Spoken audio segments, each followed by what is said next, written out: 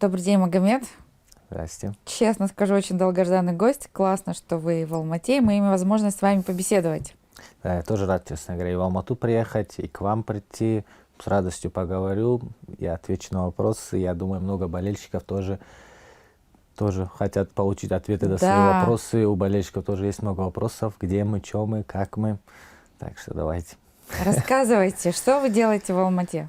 Так, в Алмату я приехал на пару дней с товарищем своим. Мы на машине вот так решили в моменте. Просто бах-бах-бах. Все, утром выезжаем, машину сели, приехали. У него были свои дела, у меня свои. Там не спортивные, скажем, ну, не связанные со спортом дела. Кое-какие такие, можно сказать, где-то семейные дела. Ну, вроде мы все с ним утрясли. Как раз я думал, вот и по своим делам поеду, и с вами свяжусь, потому что мы с вами до этого списывались, как в Алмате буду записать подкаст. Как раз думал и рабочий момент, и такие дела. Все два в одном, скажем так, сделаю. И вот рад вернуться. Я в Алмате долго не был, честно говоря, год-полтора я точно не был, кажется, здесь. Уже сам я соскучился по Алмате. Я сюда, когда заехал, все мимо гостиницы Казахстан проехал, сразу вот эти флешбеки там, короче. Вы вообще скучаете по тем временам, когда у вас был пояс чемпиона Найзы? Вообще по вашим первым поединкам в Найзе? Так-то прям нет по этим временам. Ну, у меня и до Найзы я тоже в другом промоушене был чемпион. И такой момент по чемпионству... Нет, ну, по-любому, когда ты чемпион местной организации, это все равно другое. Какой-то там... Вот вы заметили, что вас на тот момент начали узнавать, что к Конечно. вам пришла слава? Вот вы Конечно. это в какой момент вообще почувствовали? Это, короче, скажем так, это был... Наверное, после бразильца я почувствовал, там начали После этого уже... нокаута с Лазаро, да? Да, начали в торговых центрах ходишь, там где-то туда-сюда, там больше узнавать. Потом титульный бой, и сильно еще начали узнавать уже потом еще с Дивничем, когда подрался. Вот бразилец, потом с Машраповым за титул Найзы и с Дивничем. Вот эти три боя, это прям каждый бой иксовалось. X. Сразу популярность. Так было. Вот давайте вернемся в то время. Вы чемпион Найзы. Одной ногой в UFC. Ну, все так думали, что дорога да. туда. Не, ну, Но вы подписали контракт. Не контракт, а как первое было в нашем деле. Как это было? Как это получилось? Получилось это так, то, что когда я выиграл пояс Найзы, потом в течение полугода я ждал соперника. То есть я ждал соперника. С Жандарбеком мы были на связи. Жандарбек мне тоже говорил, я, говорит, тебе ищу, много кому, говорит, тебя скидываю, этим тебе ищем, говорит, соперника. Никто не соглашается. И вот так мы ждали. Потом Абасова подписывают, анонс выходит, я сразу Жандарбеку пишу, Жандарбек, давайте, может, с ним, типа, там бой, туда-сюда. Он мне, Жандарбек, говорит, я с ними связывался насчет тебя, они хотят один бой в Найзе сделать и потом, типа, с тобой подраться. Я говорю, ладно, ну, заново ждать. И, то есть ты ждешь, ты на старте, ты готов, ждешь, бах-бах. И в этот момент мне с нашего дела получилось так, написали, вот так, есть такой вариант, подраться, гран-при, типа, закончить, там, 2 боя надо сделать, и там за 3-4 месяца можно гран-при закончить. Получается, я тренеру сказал, мы с тренером вместе связались уже, получается, с Нурбеком Харабова. Этот момент обсудили, то есть не против, если как бы, да, вот пока там на Найзе соперника нет, там в нашем деле подеремся мы. Ну и вот так Нурбек Агай тоже сказал, вот можете пока подраться. И вот как-то так, типа мы тебе пока соперника ищем, пока нет соперника, можешь в нашем деле подраться. И вот так, я-то понимал на самом деле, знаете, типа то, что на какие риски я иду, то, что оппозиция там будет серьезная, туда-сюда. Но знаете, я больше свою, наверное, карьеру оцениваю как, ну, надо на дистанции. То есть в том плане, то, что можно сделать 15 боев, но это будут со слабой оппозицией, ты опыта нормально не наберешь, а потом зато, когда будут большие бои, уже тот пробел, который ты вначале не заполнил, он будет потом сказываться на хороших боях, на конкурентных боях. То есть я не гнался за тем, типа, чтобы там вот этот нолик сохранить или чего-то туда-сюда. Я принимал бои. С Дивничем бой я вообще за 2 недели принял. Там я месяц, сколько не тренировался нормально. Бах-бах, предложение такое, ду-ду-ду. И мы такие, давайте газ. Я в свои силы верил, и сейчас тоже верю. Всегда я знаю, на что я способен. Тогда я тоже этот бой принял. Знал, что я могу. И вот как-то так. То есть я больше шел, наверное, в своей карьере за конкурентными боями И чтобы я мог много опыта брать с этого боя, чтобы в долгосрочной перспективе моя карьера, когда будут сильные, я же говорю, бои, чтобы у меня и опыт был, и я уже был готов. И сейчас, на самом деле, вот у меня рекорд 11-2, я чувствую, я готов и там за океанским боям, и вот сейчас в Warriors бой провел, хоть там тоже там были и гости все, там UFC-шники, там одни, другие, третьи, там чемпионы UFC. Все, этот момент я вышел драться, но я не чувствовал там какого-то сильного давления или чего-то туда. Вышел, свое дело сделал, там тоже конкурентно хороший у нас бой получился. То есть я больше, наверное, за хорошие, за сильные бои, а вот, наверное, вот так, ладно, на этом закончим. Ну вот давайте вот на этот вернемся бой. Тогда у вас было первое поражение в карьере. С Грозиным. Да. Так. Что вы тогда ощутили? Какой-то, вот прям, это была колоссальная разница в оппозиции по сравнению с теми боями, которые вы провели в Найзе. Ну, понятно, Грозин — это уже имя. Но вы почувствовали тогда, что это, ну, совсем уже другая история? Не было такого, что это был другой уровень, другая оппозиция или что это было... Достаточное было внимание к этому бою, потому что наши девушки тоже хорошо раскачали этот бой. Но в плане оппозиции так прям не было. Это был на тот момент, например, да, это уже были и Дивнич, и он, они имели по 20 боев минимум профессиональных в своем рекорде. То есть там у Грозина там 22-4, что ли, было, у Дивнича тоже сколько-то. То есть, ну, по-любому даже рекорд, то есть там у них в 3 раза было больше боев, то есть, чем, да, там я вот там на начальных этапах там на Найзе дрался, условно. Но, ну, тогда, ну, такого прям не было, что прям удивили или что туда-сюда. Просто так получилось, тот вечер был не мой, наверное, скажем так. А почему, что не так пошло тогда? Что Опыт не так пошло? Я думаю, знаете, во-первых, план на бой, наверное, чуть плохой был у меня подобен, раз. Это во-первых. Во-вторых, не нужно было драться, наверное, когда человек 3 килограмма не делает. То есть меня за это мой менеджер поругался. Это вы решение приняли, да, что вы будете драться? Это, ну, меня за это... Ну, я на себя все риски брал, никого, поэтому, чтобы никого не винить, я это решение принял, все шишки, короче, на меня. И от этого мне проще. То есть, даже когда его руку подняли, так прям не было, что это... Бывает же такой... Типа, сильнейший там был удар, я там оправиться не мог. Наверное, тяжелее мне было второе вот это поражение, когда после травмы я вернулся. После Америки? Да, после травмы я вернулся, год возвращался туда-сюда. Вот второе поражение, и то, наверное, болезненно было.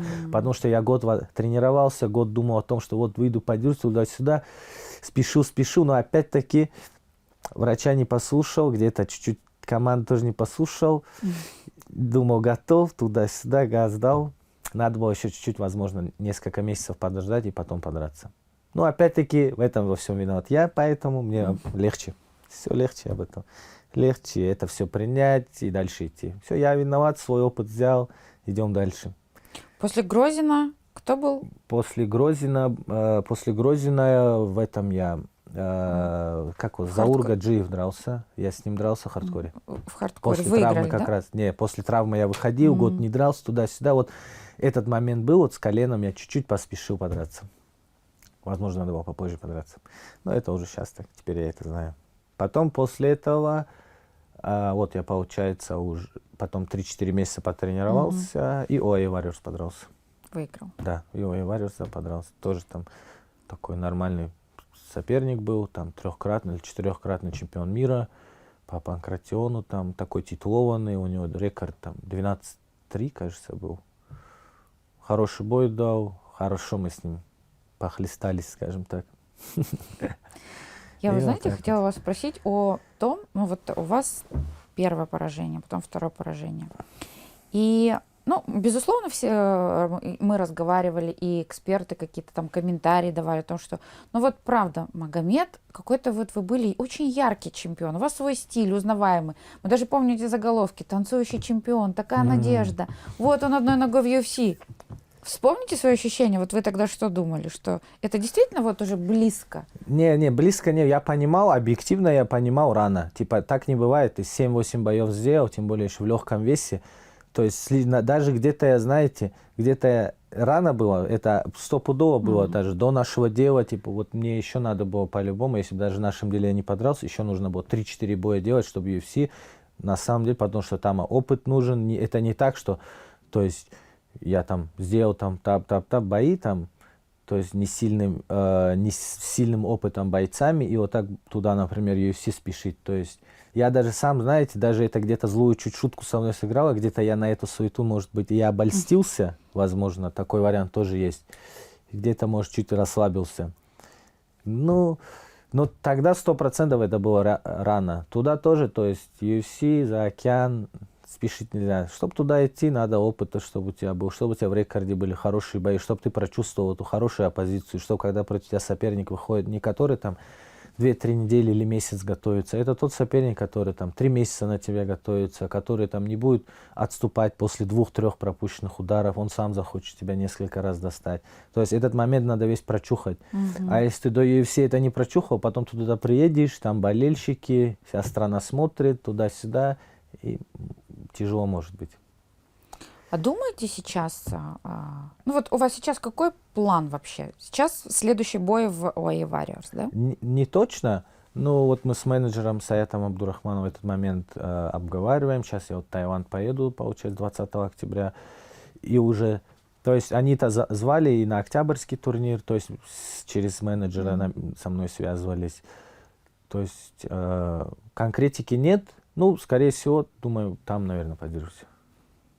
Ну, планы в UFC остались. Планы, конечно, планы только газ, стопудово. Ну, смотрите, есть же за океан. через TAF, через Dana White Contender Series. Через как пойдете? Да, как пойду, будет зависеть, я думаю, наверное, от вот сейчас ближайшего боя, как его пройду. Но в целом, я вот на тот момент, когда я еще до нашего дела на ИЗЕ был, я понимал, что тот момент, внутри даже я понимал, ментально, по навыкам, рано UFC был, рано. Вот сейчас я знаю то, что я готов на вот эти бои, такие международные, скажем так, да, там с хорошей оппозицией драться. Уже примерно, да, там 4 там 5 боев такими у меня там опытными бойцами есть. Я уже вот этот момент определенно прочухал, про который мне до этого тоже опытные бойцы на тренировках говорили, то, что нужно этот момент прочухать. В Америку поехал, там с разными, получается, бойцами там вот Южной Америки, там Северной Америки, там Бразилия, там условно такие, там тут с ними постоял, это прочухал, все. И сейчас уже я готов. Вы следите за тем, как развивается история вот Алиби и Данила Донченко сейчас? Да, конечно. Вы понимаете, что вы, ну, по сути, это мог быть и ваш путь такой? 100%. Ну, видите, да, у меня то у меня был перитонит, который там, они там 5 дырок в животе сделали, 4 там часа меня оперировали. Перитонит, потому что аппендицит не заметили? Нет, я 3 дня подряд, ну да, получается, 3 дня подряд я скорую вызываю. Они мне говорят, у тебя спазм, отравление, укол ставят, уезжает. На второй день также вызываю, бах-бах. Третий день все, у меня уже приступ, я там на стены залазю от боли. И вот так меня, бах, госпитализация, туда-сюда говорят, все. То есть там чуть ли не... Есть варианты, при которых при перитоните люди даже умирают. Да. Потому что заражение, там, бах-бах. И вот так у меня был вариант, то есть мне они говорили, надо полностью живот спороть, все органы вытащить и их промыть. Потому что там у меня вот 250 миллилитров вот этого там гноя, там туда-сюда по органам. Ай-уй. И вот так. Потом мой тренер, получается, Диас Кабдов, тоже он с ними поговорил, с докторами, надо вот такую... То есть это был простой вариант, когда живот у тебя, тебе вспороть они хотят, и все органы ставят. Это для них чуть попроще, для докторов. А вот как мне сделали, лапароскопия, кажется, называется, когда тебе там 5 дырок делают, и тебе вот так, через телевизор экранчик чистят. И вот так 4 часа меня чистили, и то после этого я еще месяц ходил, наблюдался у этих врачей. То есть это была первая травма, потом она много времени и здоровья забрала. Например, вот после перитонита у меня уже вес не набирается так, как раньше. Вот этот момент есть. То есть все, у меня, не знаю почему, но у меня уже, как раньше, вес у меня там больше 83, хоть даже это будет межсезонье или что, не поднимается. Раньше там 85, 86, я чуть расслабился, мог подняться. А у вас аппетит, все нормально? Вы, то есть, можете там... Да. Я аппетит, да, все нормально. То есть, бах, одна травма. Потом я бах, после этого перитонита, там, сколько там, полгода или 8 месяцев, что-то такое было. После него бах, возвращаешься, только потом в Америку едешь, в Америке бой получаешь, и потом колено... Короче, крестообразную связку рвешь и еще на 1 год. Это просто на тренировке случилось? Да. Это было просто на тренировке. И потом заново еще на 1 год. И то есть вот так бах-бах откидываешься, а ты же это все не дерешь все время, то есть потом возвращаться, не тренируешься. Ну, вот так получилось, но я, как сказать, да, ни о чем не жалею, это мой путь, мой опыт. Он меня только злее сделал, я, наверное, так вам скажу. Только злее, так что я сейчас еще более голоден даже, чем 3-4 года назад. На самом деле, ну не 4, чем 3 года назад даже, условно, вот момент, когда я был чемпионом туда-сюда, сейчас я знаю, что я сейчас более голоден. Так скажу вам. Вы говорите, я стал более злее, но у вас такое лицо доброе. Не могу на этом сфокусироваться. Как его, да, в быту по-любому, да, ну, злее это не стал, Я имеется в виду, поняла, да, в спортивном, Я поняла. спортивной, да, этике такой, да, в боях, в тренировках, там, в определенных моментах, да, то есть более сфокусированный стал, наверное, скажем так. И плюс уже конкретно, да, ты когда знаешь, что хочешь, что это там, Ну знаешь, да, и на что плюс вы способен. были в Америке, вы уже видели, почувствовали. Да, да, со всеми этими стоял, все в зале, там, все эти звезды были, там, одни, другие, третьи, поэтому все, я знаю свой уровень и знаю, на что способен. Даже вот то, что я там, у меня было 2 поражения подряд, это меня никак ничего не там, как-то не надламливало, ничего. Я знал, ну и знаю до сих пор, да, я знаю, на что я способен, знаю свой уровень. Так что еще я вас порадую своими большими боями, большие победы. Потому что, да, и в целом, знаете, да, даже вот опять-таки мы вернемся к нашему делу. Вот сейчас я вот к этой мысли пришел, вы меня спрашивали, вот почему наше дело туда-сюда. Потому что на самом деле мне бывает интереснее драться, знаете, именно когда будут большие бои, большие конкурентные бои, конкурентный соперник, когда высокие ставки, это мне бывает намного интереснее самому готовиться, сам бой даже, да, вот ты выходишь, когда дерешься, когда высокие ставки, и когда один только забирает все. Вот так. То есть я готов больше такие бои делать конкурентные, где высокий соперник, чем условно уровень соперников ниже, где ты там можешь там, в первом раунде задушить условно. Так неинтересно драться, наверное. А вот на сегодняшний день какой у вас самый запоминающийся бой в карьере? Самый запоминающийся.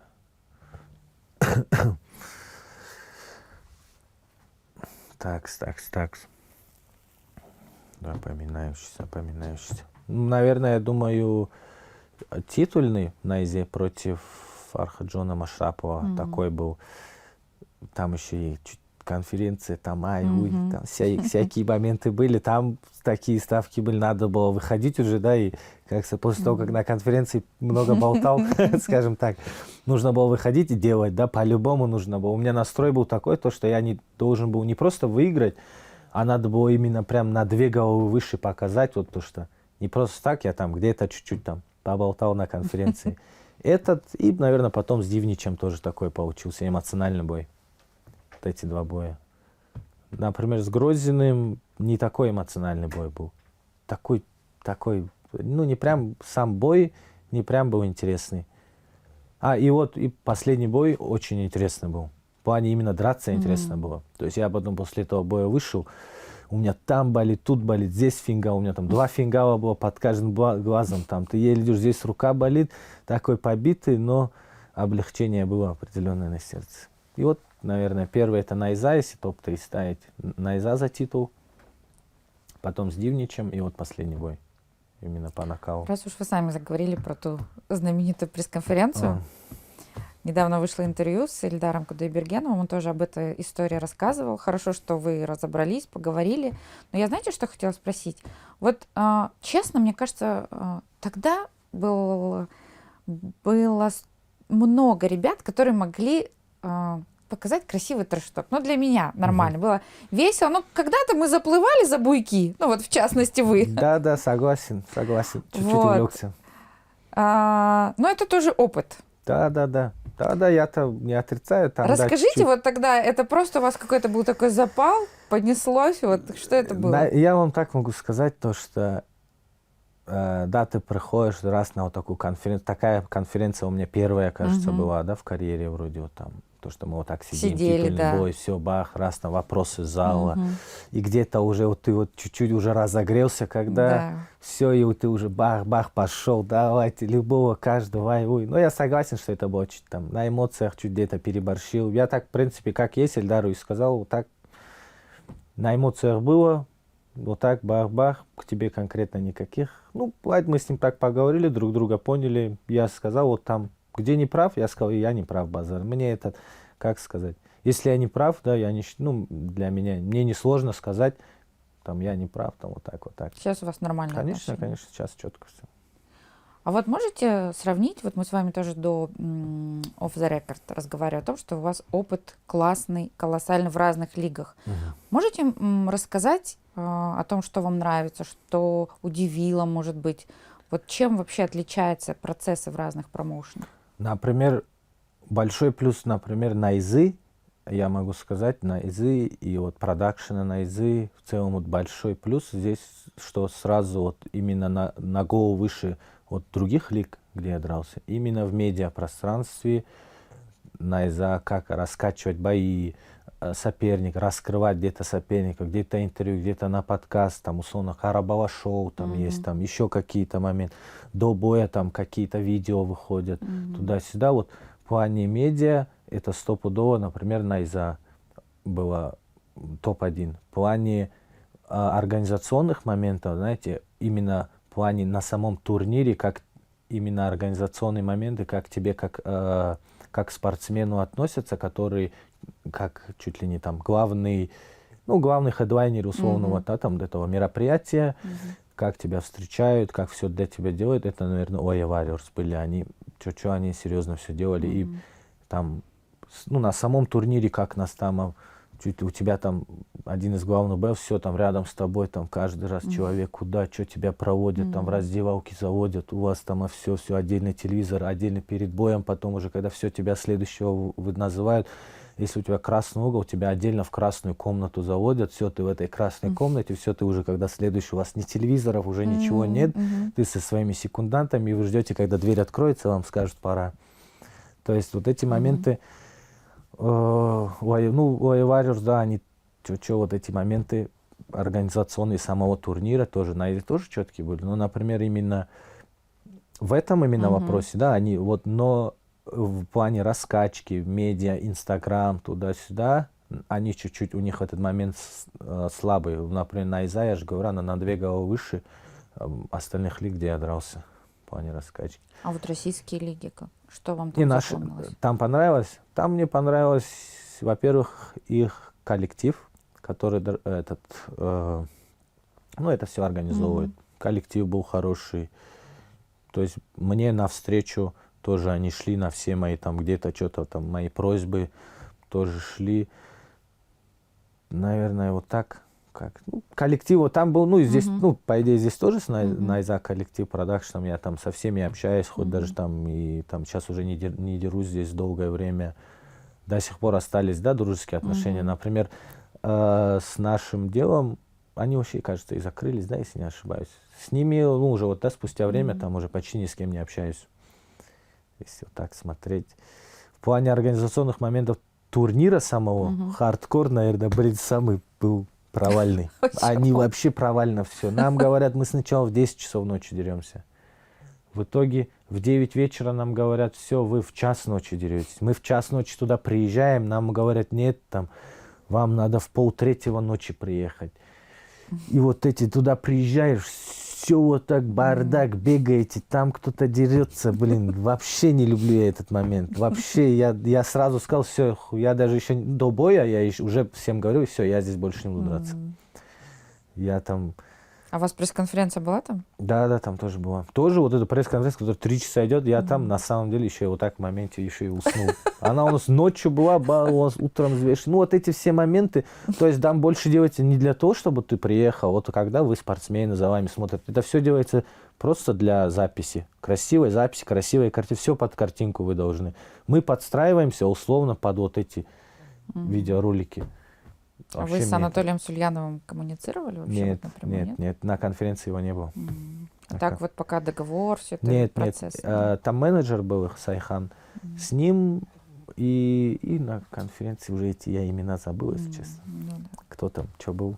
Ну, вот с менеджером Сайханом вот мы до сих пор, да, как-то такие хорошие отношения тоже сохранились. А Саят по-прежнему остается вашим менеджером, да? Да. Вот вы с ним обсуждаете ну, план А, план Б какой-то Конечно, сейчас? конечно, нет, 100%. После последнего боя, предпоследнего боя, он мне говорил, так надо будет еще, там, если там Америку или чего-то рассматривать, тебе надо по-любому. Ну, я это и тоже объективно понимал, надо несколько таких хороших боев показать, в хороших лигах, вот, условно, чтобы это как раз OI Warriors под это хорошо подходит, потому что их показывают по pay-per-view. Для Америки те, да, турниры, которые на pay-per-view, они в приоритете, то есть там они же только свой рынок рассматривают, свой рынок там оценивают. Там, для них ты хоть будешь в другой лиге там, в 3 весах чемпиона, им особо это не интересно. Если ты на pay-per-view 1-2 боя выиграл, все, значит, они уже по-другому этот рассматривают момент. Поэтому примерно, наверное, такая была у нас стратегия. Так нужно было несколько боев вот так выиграть хороших, там pay-per-view, там, чтобы было, или там именитые бойцы, там экс-бойцы UFC, и чтобы можно было дальше на Америку. Вот на мой Курс такой дилетантский взгляд, я не знаю, как это правильно сформулировать, но у вас какой-то особый стиль. Я вот, я помню, я говорю, вот этот заголовок «Танцующий чемпион», потому что как вы двигаетесь, как вы вообще ведете себя в октагоне во время боя, тогда это было очень узнаваемо. Даже для людей, которые вообще не разбираются в ММА. Ну вот тогда для меня я сразу запомнила ваш стиль.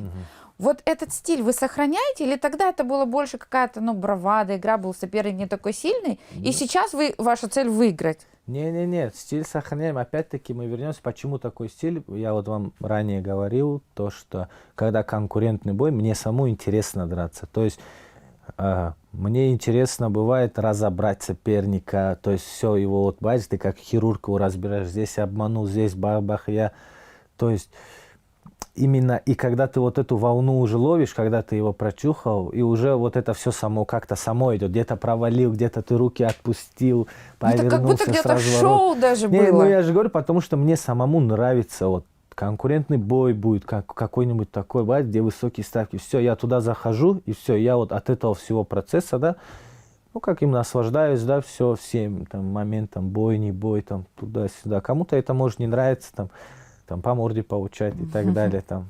Мне это тоже не нравится. Но мне нравится сам процесс. Я очень люблю процесс. И я же говорю, сейчас еще более злее стал, более такой, более голодный стал. И жду вот опять, когда быстрее зайду в клетку. Но вот знаете, все-таки мой вопрос в том, вот сейчас ставка, она как бы, ну, выше получается. Сейчас вам, ну, уже прыгать, во-первых, возраст, да, идет, и рекорд, ну, уже портить совсем не хочется. Но вместе с тем, если вы покажете, я понимаю, такой запоминающийся бой, не просто выиграть, а вот, ну, прям запомниться, показать вот эти свои фишечки, ну, тогда у вас дорога в UFC будет короче. Да. Ну, как это все совместить? И красиво драться, и выиграть, это же очень сложно. Да, это вот ты эту нить ловишь. Это вот сложно объяснить, но ты эту нить ловишь в бою самом. То есть там на спаррингах чуть-чуть ты тоже так же не будешь же там со своими там спарринг-партнерами там вот эти всякие непонятные вещи делать. Это в бою вот как-то само бах-бах-бах, и ты эту нить ловишь, соперника прочухал уже в какой момент, все, ты его уже, язык его тела ты уже понимаешь. Ему не обязательно ударить, чтобы ты понимал, куда он хочет там размахнуть, ему не обязательно размахивать, чтобы ты понимал, куда он что бьет. Уже ты по его язык тела, по его глазам, я не знаю, условно там, он тело чуть-чуть сюда наклонил, чуть-чуть сюда, и все, ты его уже знаешь. И вот именно в этот момент это как шахматная партия. И поэтому, чем сильнее соперник напротив, тем интереснее бывает эту шахматную партию выиграть. То есть именно обмануть и там попасть удар. Вот я больше, наверное, это люблю. И этому меня мой тренер, да, первый Пауш Сунда, он меня этому учил. Он говорил, настоящая техника это не то, что ты просто сильно ударил и его уронил. Настоящая техника это, чтобы он твой удар не увидел. И не обязательно сильным, но главное точным ударом ты его вырубил. То есть именно он нас всегда учил именно, наверное, вот так обмануть, там, обхитрить соперника, быть хитрее в бою. Дарлин. Будь чемпионом в бизнесе. Доверь рутину Дарлин. И вот я так, как-то вот так это во мне отложилось. Тоже сейчас вот в боях профессиональных это стараюсь делать. Мне кажется, самый, ну, может быть, потому что это было в Лиге Найза, самый запоминающийся момент — это тот нокаут с Лазара. после Ну да. которого, и, по-моему, даже ИСПН его показывали. Да. Много где было. Много где было, запоминаешь. Это была заготовка или... Ну, вообще, я сейчас даже если скажу, может, это будет неправдоподобно, но на самом деле я даже перед тем, как выйти на бой, вот все, меня назвали, все, я уже там разогреваюсь, лапы бью, оделся, и говорят, все, Кабардиев, ты следующий. И кто у меня угловые есть, они этот момент подтвердят, то, что я вот этот удар с разворота 10 раз каждой рукой ударил, прям вот все меня вызывают, и я говорю, сейчас, подожди, давай еще, говорю, вот этот чуть-чуть побьем, бах-бах, это локтем, еще что-то там, колено, вот так пару моментов сделал и вышел. У меня и до этого это было именно то, что ты вот в последние минуты перед выходом, вот ты бах-бах-бах побил какую-то серию, что-то сделал, и это потом в бою это попадается. что, чуйка или что это? Какая-то интуиция? Или Не, это ты просто... Это просто отработал и сделал, да? Да, то есть мы отрабатываем, я в тот момент, да, например, там 5-6 приемов отработал, и вот 1-2 выстрелили. То есть это так же, это не так, что ты один только там тренируешь, и именно он у тебя стреляет. Ты подготавливаешь 5-6 каких-то серий, ударов, чего-то там, бах, на тренировку, это попробовал, то попробовал, и что-то это потом стреляет. И вот так. И стараюсь, вот за счет этого, да, стараюсь, чтобы, наверное, арсенал надо, стараюсь свой арсенал, да, увеличить, там, так, ударить так, с разных углов, то есть, чтобы интересно было, чтобы мне самому интересно было драться, типа, не так интересно, ну, мне не так бывает интересно, типа, просто вышел раз, два, там, ногой, раз, два, проход, там. Мне интереснее по-другому драться, опять-таки, да, вот, к этому возвращению. Плюс еще я понимаю, сейчас бойцов, условно, там, очень много в каждой стране, на каждый вес очень много, все дерутся, плюс-минус, все каждый день тренируются, каждый день 2 часа там утром, вечером тренируются, одну и ту же плюс-минус программу делать, но кто-то же стреляет, поэтому нужно делать что-то другое еще. То есть ты должен еще где-то чуть-чуть больше делать, где-то чуть мыслить не так, как все, да, возможно. То есть просто пытаться, да, что-то там новое, интересное свое внести. И ты пробуешь, что-то получается, что-то не получается, опять-таки, да, где-то проигрываешь, но нормально. Ну, ни о чем я не жалею, на самом деле, не то, что там подрался, здесь подрался, тут, там проиграл. Это мой личный опыт, мои ошибки где-то. Все, теперь с этим багажом опыта дальше. Расскажите, как сейчас тренировки ваши проходят, и в целом, что сейчас с вашей родной командой Тобет Топ-Тим? Скажу так, то, что сейчас у нас не так много людей, например, как раньше было в зале, но основной костяк сборников остался. То есть у кого-то, кто-то, например, 1-2 боя чуть проиграл, у кого-то чуть перерыв, где-то у кого-то по семейным моментам пришлось взять перерыв. Плюс и в зале, я же говорю, то есть где-то у нас зал забрали, где-то еще какой-то момент. Очень много палки в колеса вставляют, очень много... После того гран-при именно, вот после гран-при очень много почему-то, то есть не поддерживающих было в городе, а тех, кто наоборот хотели остановить клуб. Я не знаю почему, но то есть так на самом деле есть. То есть даже, да, не знаю, тренеру нашему, да, по возможности, да, много где там, тут люди пытались там его обломать, остановить, палки вот эти, я же говорю, колеса ставить, там зал один забрали, второй забрали. Там раз куда-то там сборы, не сборы у нас там должны быть. Бах, этот обломался, там финансирование урезали, тут. И вот в моменте просто начали везде краны закрывать. Плюс пацанам тоже где-то надо было же тоже же все же кушать хотят, у всех есть семьи, где-то кто-то начинал уже потом раз где-то параллельно уже работает, тренируется. И вот так чуть-чуть пирамида так посыпалась в один момент, скажем так. Но сейчас нормально, зал есть, ремонт такой, да, ремонт в зале тоже сделали, все четко. Там все ходят, да, тренер, да, Диас Кабдулов тоже, да, во главе, скажем так, от него тренируемся. Я думаю, сейчас вот какой мы взяли вот разгон, сейчас в следующем году, 2026, да? Да, 2026, я думаю, будет много громких боев. Ну, не думаю, я уверен. И к концу года много кто у нас, 3-4 человека точно подерутся, и уже в начале года тоже. А вы именно вот только с Диасом тренируетесь? Ну, в Астане, да, как в Астане. А когда на сборы там куда-то езжу, там, или там в Америку, там, в Таиланд. В Америку я вот один, да, ехал, там Генри Хуфт был, Клифф зал, там тренировался. В Таиланд приезжаю, там тоже, да, кто есть местные тренера по ММА там, или еще что-то по грэпплингу, у них же там много разных тренеров. уже там, получается, тренируешься. Вот складывается тоже субъективно очень ощущение, что как будто бы Диас больше сосредоточился только на карьере Диара. Ну, понятно, потому что у него там UFC, а вот остальные ребята, может быть, без внимания остались или нет? Не, в определенный момент по-любому тренеру нужно было много внимания Диару где-то, потому что у него уже много же учеников. То есть в определенный момент, когда уже все, уже Dana White Contenders прошел, Диар, когда уже UFC подписали, то есть это нормально, да, когда тренер внимание, да, вот ему уделяет, потому что все равно, как бы не было, да, Диар условно в UFC попал где-то, из-за того, что он попал, мы же все же в одной команде, все, он нас где-то там дальше, да, тащит, грубо говоря, бах-бах-бах. И такое было, и это, ну, как сказать, это нормально. Нормально. Я не считаю, что это там где-то что-то.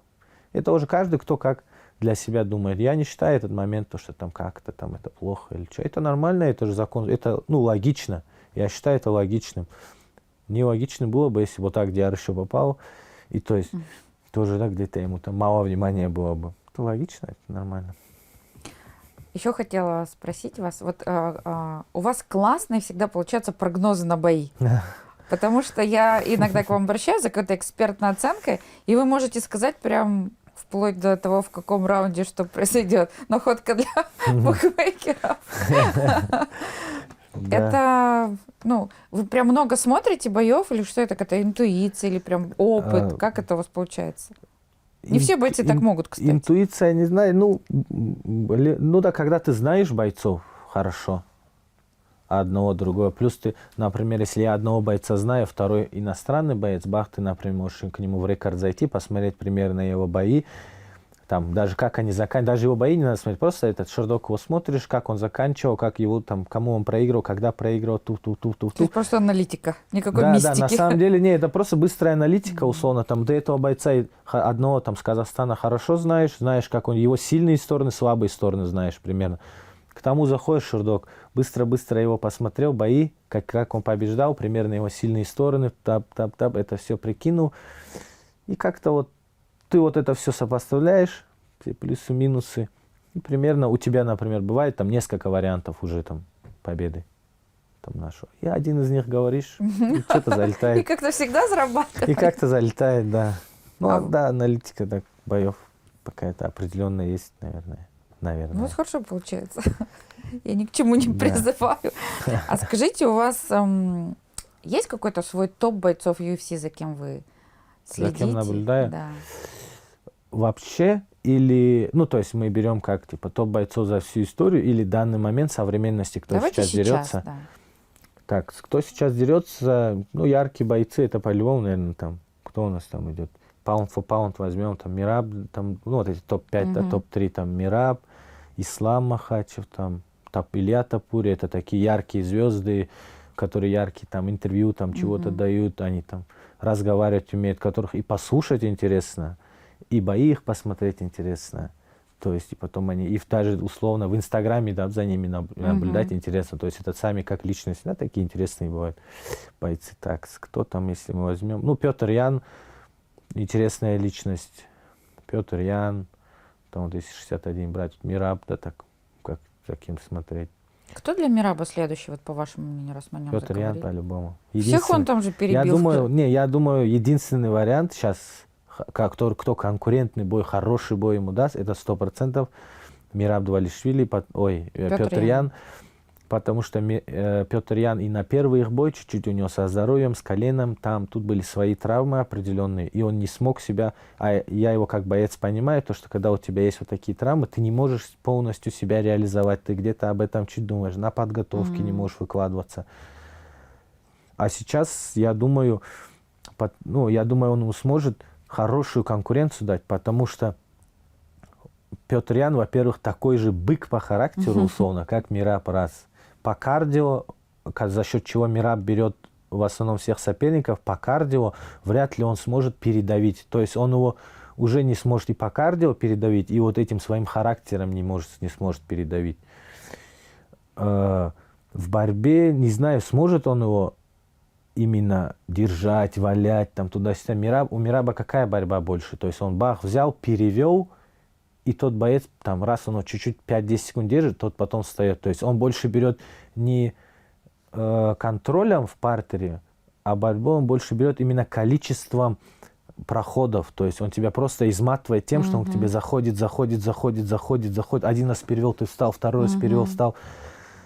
То есть, и вот на руках я не думаю, что он именно... Пётрян — это тот боец, который сам всегда вперед идет и режет углы.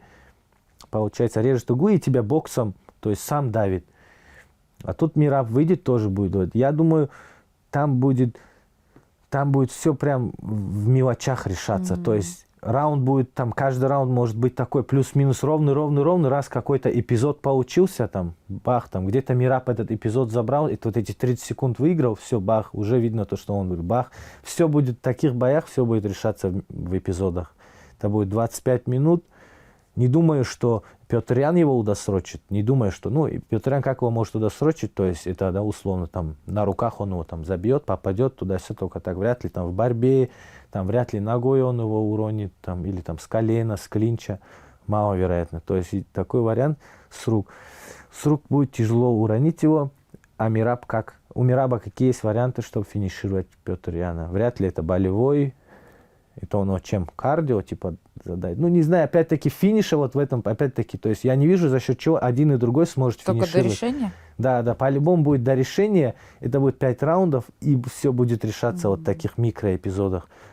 Может, даже будет так, то, что там мы будем смотреть, и там в 5-м раунде будет уже все решаться. Все будет решаться именно в 5-м раунде, условно, там в последних 2 минутах. То есть, когда вот такие бойцы выходят, все может быть так, до последнего непонятно. Поэтому, я думаю, это будет очень-очень интересный бой. Может, с медийной точки зрения это будет не так интересно болельщикам смотреть, но как спортсмену мне будет интересно это посмотреть. Вам было бы интересно этот бой посмотреть или, ну вот из теоретических, или бой Топурия Махачев? По-любому Мераб и Пётрян. Почему? Топурия Махачев не такая сильная конкуренция, как будто бы будет, я думаю. А кто, по вашему мнению? Ну, по моему мнению, Ислам его переедет. Прям переедет? Ну да. Ну, как сказать, это же мое такое, да, в данный момент диванное мнение. Вот такое, да. Может оно, ну и не такое, ну может так и не будет там. Что-то, ну, это просто мое такое мнение, шансов мало. Первый раунд будет интересный, скажем так, в их бою. Например, у Мераба и Пётряна все 5 раундов будут интересны. У Топури и Ислама это первый раунд интересный, где вот у Топури есть шанс достать, где он будет напряженный, где каждый смотрит бах-бах-бах. То есть в любой момент может там Топури его достать. Первый раунд интересный, и все. Я так думаю. И плюс медийная составляющая будет, да, интерес базар нет, медийно они больше раскачают. Да. Ну вот я поэтому говорю, Мераб и Пётрян, то есть медийно будет не так громко, но со спортивной точки зрения это интересно мне будет посмотреть. А Ислам и Топурия это медийный бой, туда-сюда, по-любому, который интереса будет, там, может даже и больше к этому бою. Но в самом бою напряжения будет не так много. Первый раунд будет напряжение, когда все вот там, там будут ждать, там все может произойти. А потом уже, я думаю, все в одни ворота пойдет уже со второго раунда. Я вот, знаете, думаю, ну, конечно, вы не знаете ответ на этот вопрос, но просто интересно ваше мнение услышать. Вот о факторе голода бойца, да? У тебя есть деньги. Ну, вот сейчас я говорю про Мераба, к примеру. Ну, деньги есть, безусловно. Уже, ну, все защиты провел, какие Все, можно. да, Вот что тебя должно мотивировать выйти и драться так, как ты дрался первый раз, когда пояс защищал? Какое это чувство должно быть? Как это вообще себя драйвить на это? Да, это сложный вопрос. По идее, когда ты уже весь дивизион свой зачистил, все, ты уже там чуть ли не по второму кругу уже всех выигрываешь. То есть, да, здесь мотивацию как найти тяжело. Наверное, ты должен уже, может, ставить себе именно такие большие цели. То есть, хочу попасть в зал славы UFC, хочу быть именно лучшим в истории в этом весе. То есть, больше, наверное, вот такие уже моменты искать. Уже как-то так, уже сравнивать себя, например, не так, что вон там в 66 килограмм он там 2 защиты сделал, я там уже 5 сделал. Или там он 70 килограмм, эти там, тап-тап, я там, типа, по сравнению с ними, я там много защит сделал.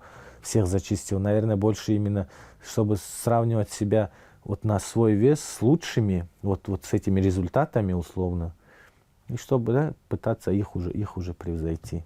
Наверное, так. Всегда надо смотреть, да, на тех, кто, наверное, тебе кажется, как лучше. А вот для вас мотивация больше это заработать деньги, доказать что-то себе или завоевать пояс? Для меня доказать себе, завоевать деньги. Нет, заработать деньги и завоевать пояс. Вот так, доказать себе, заработать деньги и получить пояс. Наверное, так.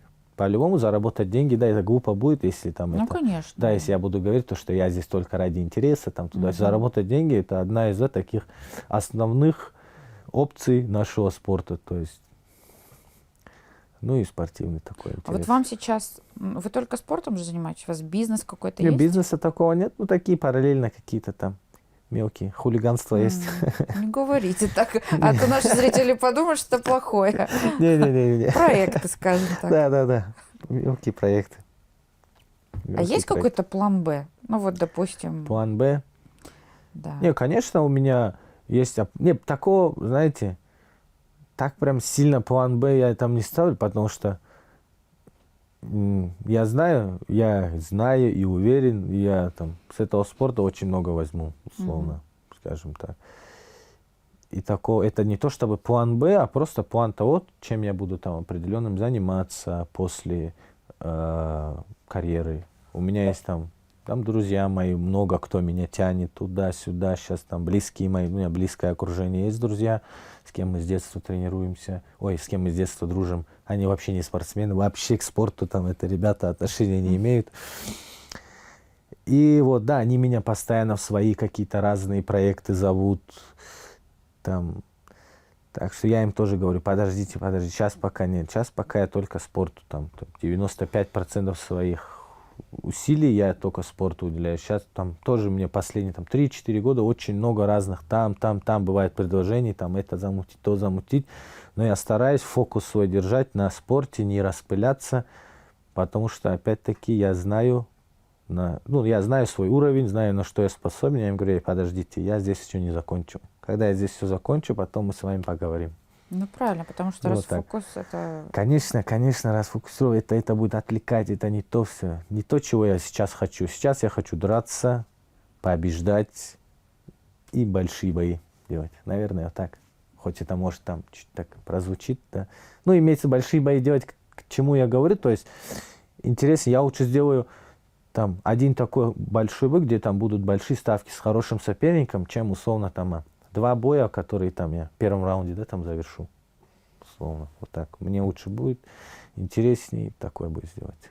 Один серьезный. А вот вы когда из Дагестана сюда приехали, тяжело же было наверняка материально, не было больших гонораров? Конечно Расскажите было. про Первые это время. 4 года, 4, наверное, года точно было. Конечно, было. Ну, у меня-то и брат был, на самом деле, рядом, да, со мной, который там мой старший, да, Азамат, который меня позвал. И есть он сейчас тоже, да, всегда есть, всегда на связи, в Астане кто живет. Но были определенные моменты, конечно, были. Расскажите. Не знаю, так-то мне был момент даже, когда вот ковид, как раз вот эта вся волна была. У меня уже в моменте мама мне звонила, тоже говорила, вот, давай там уже там возвращайся, там что там тебе там, все уже спорт, ты уже в спорте всем все доказал, нам ничего не надо, давай там Вы рядом. уже женаты тогда были? Да, давай А ребенок уже родился или нет еще? Ковид, да, уже родился. То есть у вас уже прям полноценная семья? Да, вот это так было, уже бах, родственники тоже там, это чуть-чуть. Там было уже, бывает же, там где-то, что тебе там уже никому в спорте не надо доказывать, там финансово тоже не прям ты там бешено зарабатываешь, ты с семьей там условно, может там давай, а они же, то есть когда они далеко, они же думают, вот там они там помочь там не могут, они там не рядом, туда-сюда. Я говорю, нет, рано. Ну, когда жена, наверное, такие сильные тяги были, когда жена беременна была первый раз, там определенные были такие моменты, качели свои. Вообще. Один раз было так, не знаю, эту историю можно рассказывать? Если что, вырежем, рассказывайте. Ну ладно. Условно было так, то, что жена беременна, и я там на работу, а я в тот момент на 4 работах еще работал, получается. Вы тренировались? Я тренировался, я тренировал, я там у брата работал, еще там этим тайным гостем работал, который ходит там, ты всякую суету оценивает, когда жена беременная была как раз. И был момент, я вот так в 8 утра уходил, ночью потом там, в 11, 12 только возвращался.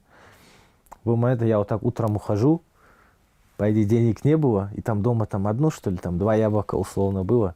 И мне жена такая потом через время это рассказывает, говорит, помнишь, такой день был? И я, говорит, думал, так, сейчас это яблоко покушать, или типа там ближе к вечеру его покушать, там типа, чтобы там, короче, вот такие разные моменты были. Конечно, я Да. вас прекрасно понимаю, потому что здесь, знаете, в этом кресле многие ребята сидели, ну, Да. и 99% такая история, потому что, Конечно. ну, давайте будем честными, из богатых семей редко люди в такой вид спорта приходят.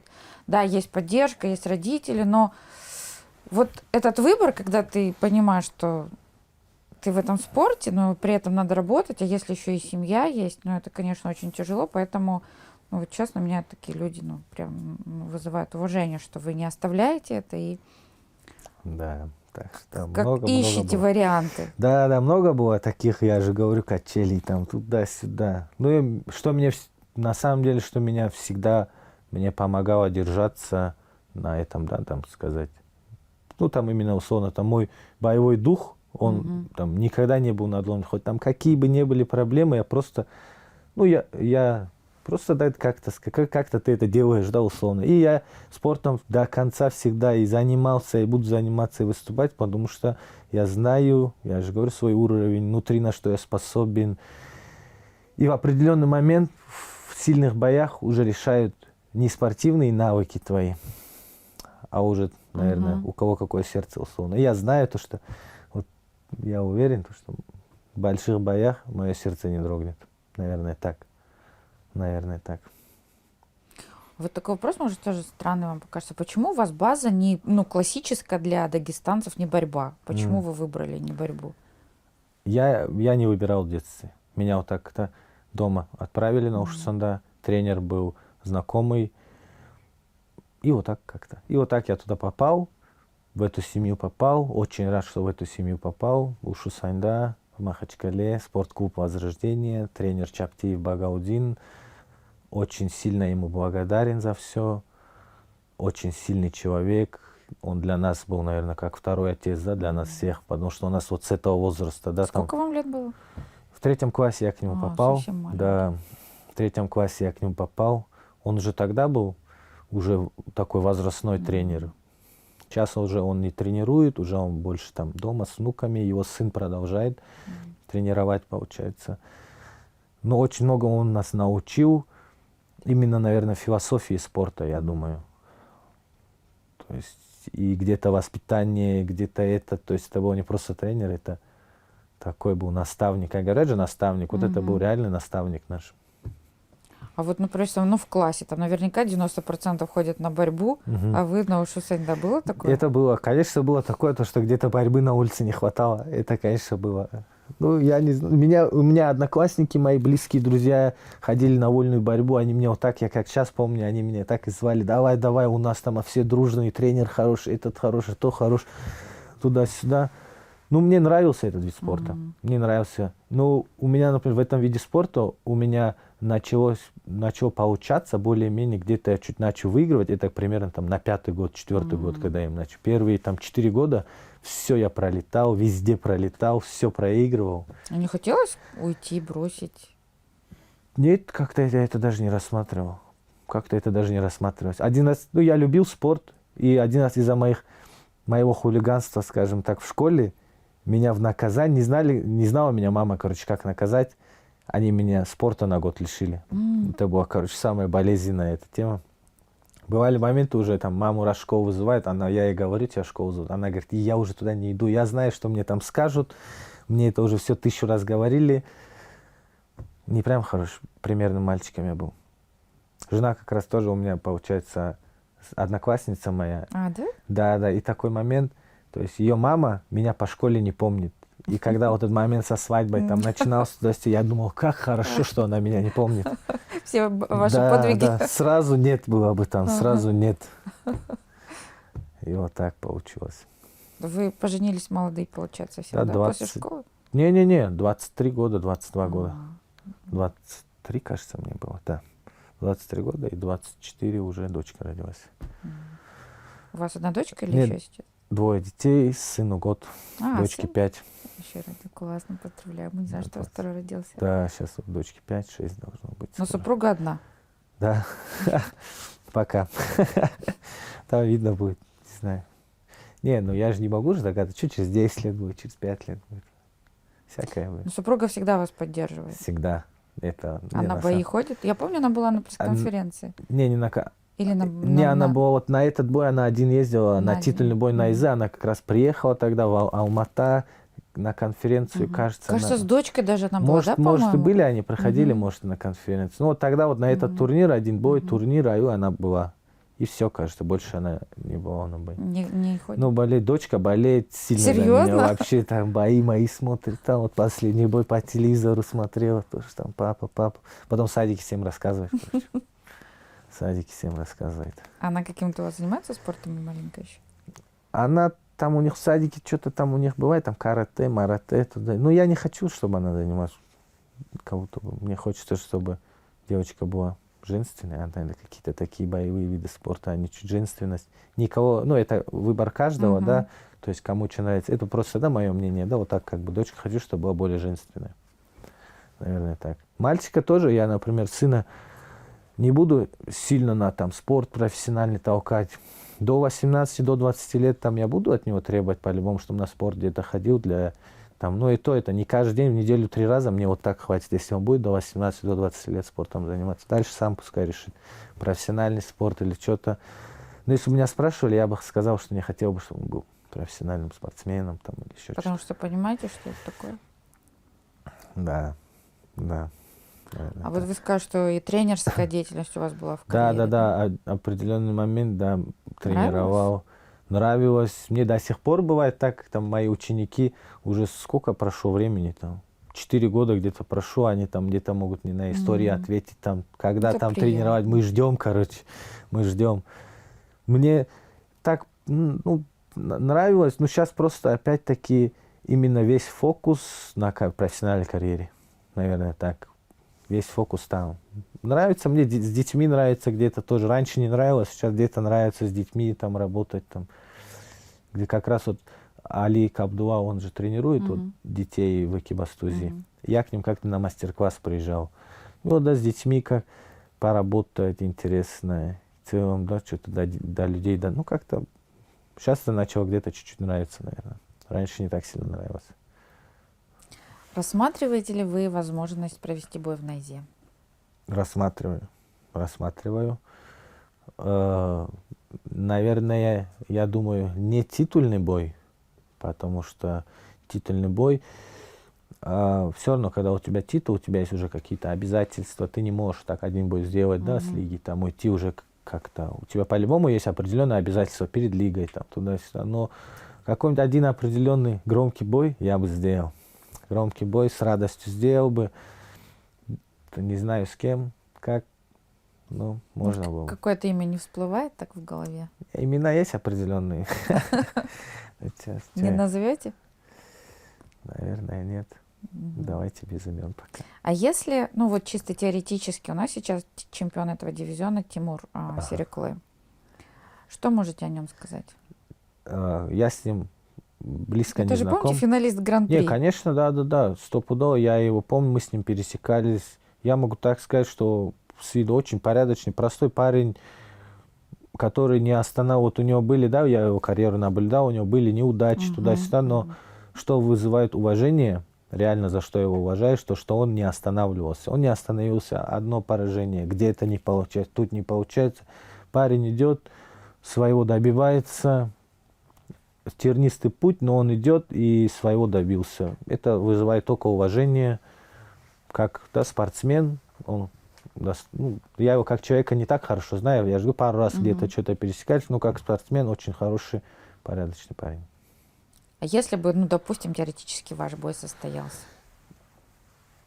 Ну, с Тимуром не так сильно я бы на самом деле хотел бы драться, честно говоря. С Тимуром Сериклы, не знаю, наверное, так. Почему?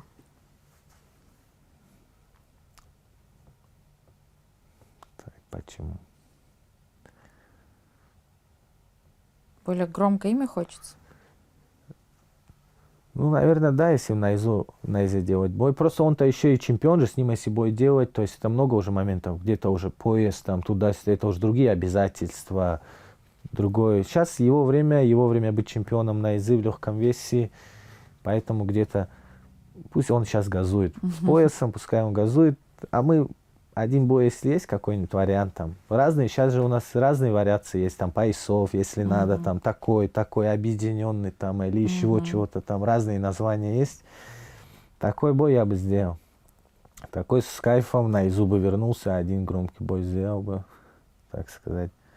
Вспомнил бы былой продакшн, вот эти раскачки, там Алматы-арена, гостиница Казахстан, там, туда-сюда. Да. Это можно было, этот вариант по-любому рассматриваю. Вот, кстати, про медийную составляющую. Мне кажется, ну вот сейчас так много бойцов, которые не умеют это делать. Вот вы можете дать какой-то совет? Потому что одно дело, когда мы им говорим, другое дело, когда скажет человек, который, ну, уже знает, как это делать. Что нужно делать для того, чтобы раскачивать свою медийку? И как это правильно делать? Я думаю, нужно давать побольше, не стесняться, давать побольше интервью, побольше разговаривать, там, тебе там, ты приезжаешь на турнир, тебя здесь пытают там записать, здесь, это, до турнира, чего-то, побольше про свой бой говорить, в рамках, конечно, но чем больше ты про свой бой говоришь, чем больше ты выставляешь какой-то контент за 2 месяца перед боем, то есть, чем больше ты фокусируешь внимание своих там условных подписчиков на определенной дате, определенный этот там турнир туда-сюда, то есть, если ты сам не будешь задавать вот этот темп, то вряд ли кто-то это за тебя, там, лига сделает туда-сюда. В первую очередь это от тебя. Ты сделаешь чуть шаг-два, там, лига уже тебе поможет, она тебя еще дальше подтолкнет. То есть совет, наверное, такой, побольше разговаривать перед зеркалом. Наверное, Хороший, кстати, так. совет. Наверное, правда. так. Не бояться камер, побольше разговаривать перед зеркалом. И не пытаться, как бы это сказать, не пытаться из себя кого-то строить, какие-то там, пытаться кому-то подражать или что-то. Вот быть таким вот, стараться, какой есть, и не бояться на камеру разговаривать. Наверное, так. А чтобы не бояться на камеру разговаривать, надо перед зеркалом. Чтобы перед зеркалом разговаривать, надо книги читать. Кстати, классный совет, да. Разговаривать перед зеркалом и читать книги вообще Да, бесценно. да. Хотя бы статьи, любые статьи. Пускай это будут спортивные статьи, там, научные, вряд ли, там, я-то сам научный не читаю. Ну, там, условно, спортивные, я же говорю, там, статьи, интервью бойцов. Плюс еще хорошая вещь смотреть интервью бойцов в Ютубе. Профессиональных, которые там YouTube, там интервью дают. Просто ты слушаешь, как они там разговаривают, как туда-сюда. Потом ты сам за счет этого, да, где-то подтягиваешься. Где-то для себя очень много, я лично для себя очень много узнал из интервью. Очень много я смотрел интервью бойцов, подкасты всякие. До сих пор смотрю и до сих пор много что нового для себя узнаю. Да, я согласна, что это, ну, такая насмотренность появляется, ты уже предполагать можешь вообще, Да. как Да. правильно. Ты примерно видишь, как надо отвечать на провокационные вопросы, как чуть-чуть на такие вопросы, как они там, видишь, да, там наблюдаешь, как они теряются, где-то кто-то как там, евреи условно отвечает там. А вот у вас же и опыт был, по сути, в поп ММА, ну, Да, нет, поп ММА это да, по-любому как есть, да? и в профессиональных лигах. Вам, ну, все-таки профессиональные лиги ближе? Конечно, 100%. 100%. Организационный профессионализм, все вот эти моменты, серьезность, да, это стопудово профессиональные лиги надо. Но все-таки у поп ММА можно что-то позаимствовать. Умение раскачивать бои в какой-то мере. Да, по-любому. Свой личный бренд, где-то что-то раскачать. Если научиться это грамотно использовать, это как определенным страхом перед боем. Вот у тебя есть там, ну, там, вот, там, перед боем, перед этим, вот, ты, там, волнение, да, и либо ты это волнение правильное русло, это как ты там обуздать, да, там, коня там какого-нибудь безумного. Ты либо его оседлаешь и на нем поскачешь, либо с него там быстро слетишь. И вот, но если ты его сможешь обуздать, тут ты на нем далеко поедешь. Вот, наверное, как-то так, да, надо, вот, если ты научишься с этим всем, да, вот с этим трэш-током, да, условным, там, грамотно его использовать, там, не определенные грани не заходить, то можно очень много полезного с этого взять. Вот я чуть-чуть где-то, чуть-чуть, да, увлекался, бывало. Но я же говорю, это опыт, да, но не бояться делать, да, наверное, я думаю. Не бояться делать, не бояться совершать ошибки. За счет этого будет рост, по-любому. Наверное, так. Назовите мне вот один из последних вопросов, такие 2-3 главных вывода, которые вы сделали вот к сегодняшнему дню из всей своей жизни. Из всей жизни. Вот опять-таки не бояться ошибиться, брать всю ответственность на себя за все действия. То есть никто не виноват, там, это, третий, десятый, ты виноват. Любая вещь, если ты берешь на себя ответственность, намного проще бывает. Уже в следующий раз ты уже по-другому будешь в похожих ситуациях вести. Вот прям брать ответственность на себя за бой, в жизненных каких-то моментах, за подготовку, за все моменты. Не кто-то там менеджер, тренер, спарринг-партнер, организационный момент. Никто, ты виноват. Вот когда ты начнешь на себя все это спрашивать, будет проще. Вот я же говорю, вывод этот, не бояться ошибиться. И третий, какой мы возьмем? Третий, что я понял за жизнь, скажем так. Надо как можно быстрее жениться пацанам. И неожиданно. Реально. Почему? Потому что когда ты женишься, все по-другому уже, все по-другому бывает у тебя. Все у тебя где-то режим будет лучше, где-то у тебя мотивации будет больше, где-то ты меньше всякой фигней страдаешь, где-то что-то там распыляешься туда-сюда, все ты сфокусирован, там условно у тебя есть та семья, тебе нужно там над семейным, да, условно, там, тут этими, там, благами, там, раз, что-то где-то квартиры, машины, там, туда-сюда. Быстрее ты взрослеешь. А взрослеешь ты за счет чего? За то, что ты начинаешь уже проблемы, там, семейные. Когда у тебя своя семья, ты уже начинаешь проблемы решать своей семьи. За счет этого ты быстрее начинаешь расти, там, ментально, да, там, духовно, условно. И все только хорошее. Меньше плохого, я думаю, делаешь. А как же история про то, что вот я не нагулялся, там, Да, женился рано? да, не, это все фигня, я считаю. Что за не нагулялся? Да, не нужно и гулять, чтобы не нагуливаться, по большому счету. Ты Нет, не я-то вас должен... поддерживаю, но имею я в виду- думаю... Не, я имею в виду, ты не должен нагуляться, по идее. Нету такого. Это уже чуть-чуть такое, жесть, это где-то нам привили вот эту мысль, типа, вот там в 30 лет не нагулялся туда-сюда. Ну, никто же не мешает тебе. Ну, гулять можно по-разному. Если ты не нагулялся, там, если у тебя есть вот эти понятия, то ты после свадьбы у тебя это, там, тебе захочется всегда погулять, условно. Потому что у тебя есть это понятие, да, не нагулялся, там, туда-сюда, ты там, поженишься, там, через 5 лет тебе захочется заново где-то там погулять, там, условно. Туда-сюда, наверное, вот так. А когда ты женат, когда у тебя там все равно определенные ценности, духовно, это, да, там, со стороны религии, это очень, да, важный момент, когда ты женишься. Поэтому, наверное, вот так. Жениться побыстрее, брать ответственность за все какие-то там твои там поступки на себя, плохие, хорошие, и не бояться ошибиться. Делать, да, не бояться ошибиться. Потому что плох тот, кто, наверное, не пробует, да, боится ошибиться, чем тот, кто пробует. Конечно, Да. чтобы потом не жалеть, что не сделал. Да. И знаете, вот тоже еще хотела с вами обсудить, ну, раз мы уже заканчиваем, как справляться с хейтом? Ведь у вас Хейтом. наверняка, ну, то есть, это же все бойцы знают, когда ты Да. выигрываешь, тебя все любят.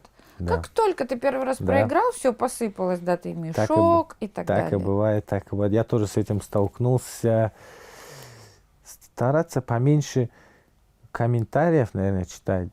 Да, и я с определенным временем, то есть поначалу я реагировал где-то на комментарий, где-то в директ, что-то кто-то там напишет, где-то там раз, что-то скажет.